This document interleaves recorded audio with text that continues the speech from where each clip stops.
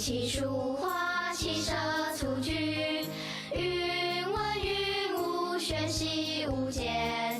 生活是一目两天，做中学，学中诀。沙子虽小，已杀一个世界；粒子虽小，希望却是无限。两岸发挥，双手抚慰，大爱闪过满人间。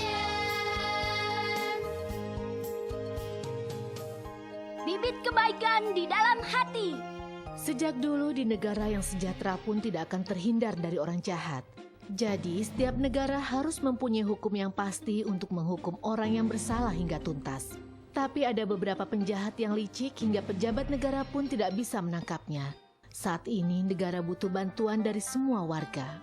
Setelah belajar seharian lalu mencium kudapan yang wangi ini, perutku jadi berbunyi. Iya, kita harus membeli sesuatu untuk makan. Nanti pulang juga sudah jam makan. Sekarang jangan makan terlalu banyak, namanya juga kudapan. Benar, kudapan artinya makanan kecil, masuk akal juga. Makan manisan buah sanca saja. Baiklah, jarang sekali Mochie ingin makan sesuatu. Iya.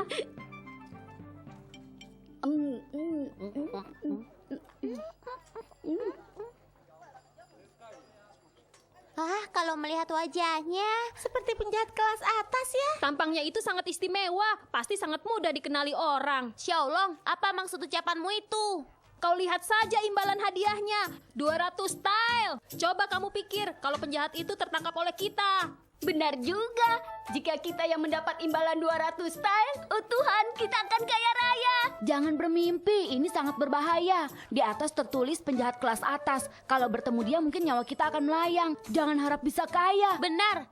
Tentara negara kesulitan dalam menangkapnya. Apa dia bisa begitu mudah tertangkap oleh kita? Makanya, kita tidak mungkin bisa mendapat imbalan dengan mudah. Kita bisa menyusun rencana perangkap agar dia terjebak. Kita bisa memikirkan cara pasang perangkap, apa tentara tidak. Tentara setiap hari menangkap penjahat. Apa tekniknya bisa kalah dari kita? Benar, dia pasti ketakutan lalu bersembunyi. Makanya tidak bisa tertangkap oleh tentara. Jika semua orang memaafkannya, pasti dia tidak akan takut hingga bersembunyi. Mochie, kamu demam ya? Siapa yang bisa memaafkan orang jahat? Dia penjahat besar, orang yang sangat berbahaya. Benar, orang seperti dia harus dipenjara agar dia tidak bisa berbuat kejahatan lagi. Daripada menangkapnya, kenapa tidak dimaafkan dan dinasihati saja agar di dunia ini bertambah satu orang baik? Memaafkan dia berarti kita memberinya kesempatan berbuat jahat lagi. Benar Mochie, kamu sangat polos. Orang jahat seperti dia tidak akan berubah menjadi orang baik. Karena beragama Buddha dan vegetarian, maka Mochie sangat welas asih. Jika aku bertemu dia, aku berharap bisa membuka pikirannya. Sepertinya kita ingin bertemu dia. Lebih baik mohon perlindungan pada bodhisatwa. Anak-anak ini berdiri lama di depan gambar pengumuman. Semuanya mengingat rupa penjahat itu. Tapi dalam hati mereka punya pendapat yang berbeda. Berjalan ke alam bebas dan hutan adalah hal yang paling disukai Mochie. Hatinya sangat baik, dia suka mendekati hewan dan tumbuhan dalam hutan. Di dalam hatinya punya pikiran yang ulas asih. Di sini saja, dari sini bisa melihat ke arah yang jauh, baik untuk beristirahat dan meditasi. Suasana di sini enak sekali, hingga perutku jadi lapar. Ayo kita makan dulu. Mochie, kamu hebat sekali. Tidak kusangka kamu mengerti bahasa burung dan tupai. Kamu berbicara dengan mereka ya?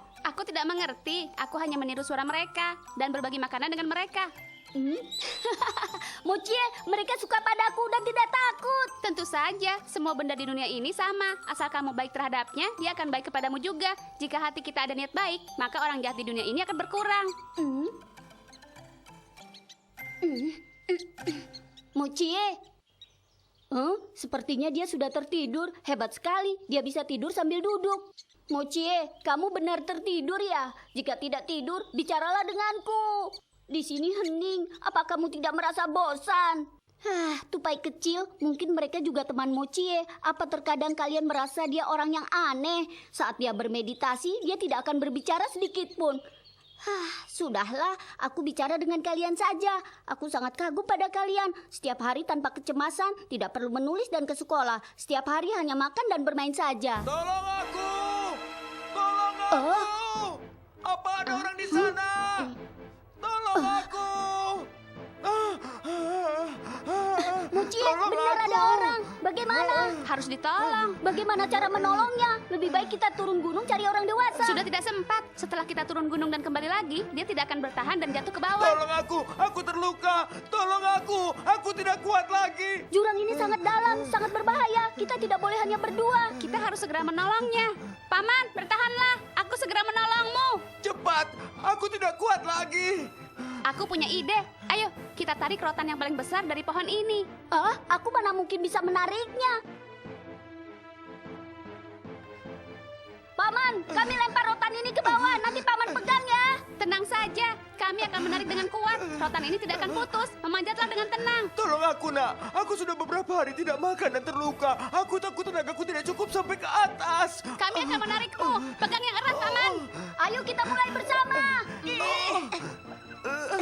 Mucie, dia berat sekali. Aku tidak kuat lagi. Tidak boleh. Sampai tenaga habis pun kita harus menariknya. Tidak boleh terlepas. Adik kecil, jangan lepas tanganmu. Aku tidak ingin terjatuh dan mati di bawah. Hari ini kalian harus menolongku. Lain kali aku akan membalas budi kalian. Paman jangan berisik. Kami sudah menggunakan semua tenaga. Apa paman tidak tahu kalau badan paman berat? Sudah hampir selesai. Paman, tahan sebentar. Sudah akan sampai.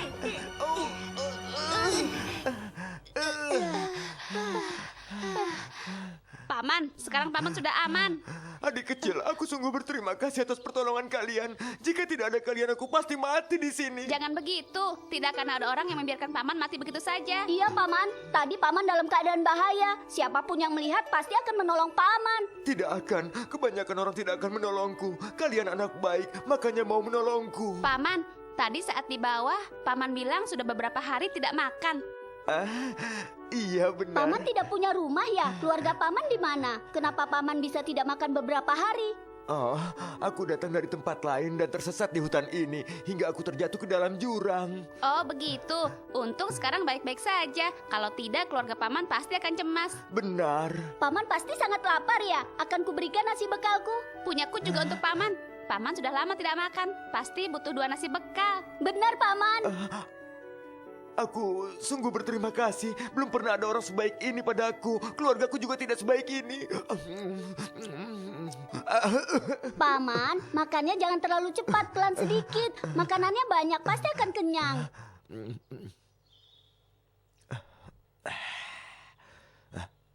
Sepertinya kedua anak ini tidak mengenaliku.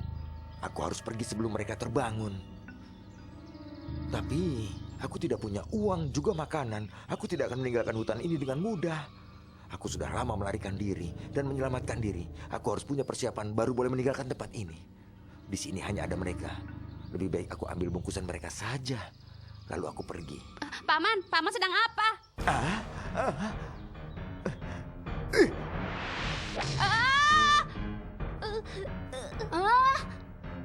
Mucie, kamu kenapa? Paman, kenapa berbuat begitu? Aku tidak mau menyakiti kalian. Aku harap kalian jangan banyak bicara lagi. Paman Wu Xiaoming. Wu Xiaoming, kamu adalah buronan negara, penjahat kelas atas. Kalian jangan banyak bicara lagi, mengerti tidak? Karena aku sudah dikenali, aku tidak akan membiarkan kalian turun gunung. Xiaolong, kalian jangan kemari. Kami telah ditangkap oleh Wu Xiaoming. Kalian cepat pergi melapor. Hah? Jangan lari! Hei, jangan lari! Kenapa? Kenapa kamu berhenti? Ayo cepat lari. Aku tidak mau lari lagi. Waktu itu aku pernah bilang, jika aku bertemu orang itu, aku berharap bisa membuka pikirannya. Tapi bagaimana cara membuka pikirannya?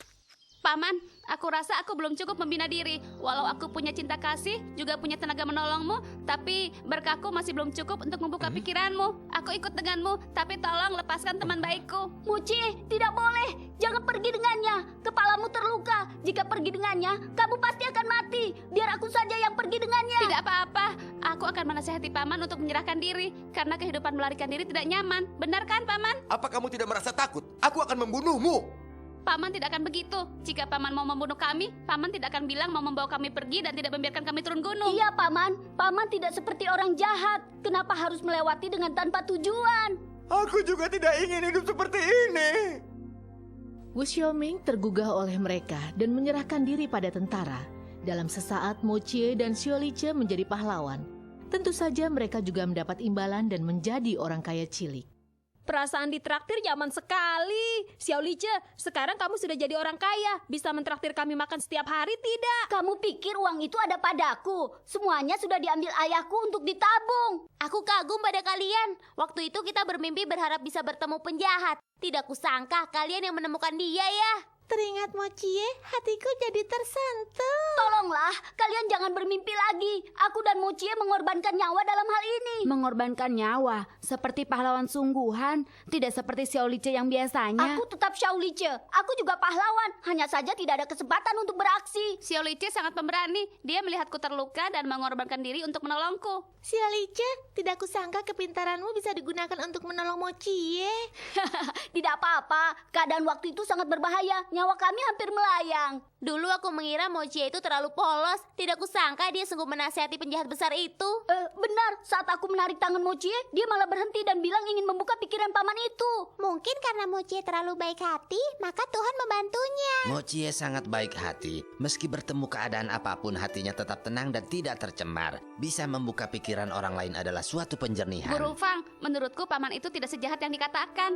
Dia memang tidak ingin melukai kami. Aku yang menangkapnya mencuri barang kami. Kau punya hati yang baik untuk mempercayai setiap orang ini adalah bibit di hatimu. Jadi kau bisa mengubah kejahatan menjadi kebaikan. Benar, saat itu paman sudah melukai Mochie, tapi Mochie tidak menyalahkannya, malah bilang masih belum cukup membina diri. Jadi, kepolosan adalah cara yang paling jitu. Sekarang kalian sudah percaya jika memaafkan akan jauh dari hukuman dan bisa menolong sebuah nyawa. Aku mau belajar dari Mochie. Walau orang lain tidak baik terhadapku, tapi aku juga harus belajar tidak membencinya. Kaki depan melangkah, kaki belakang harus dilepas. Berjalanlah di jalan yang benar. Ini adalah kesucian, tidak akan mencemari hati kita. Ya!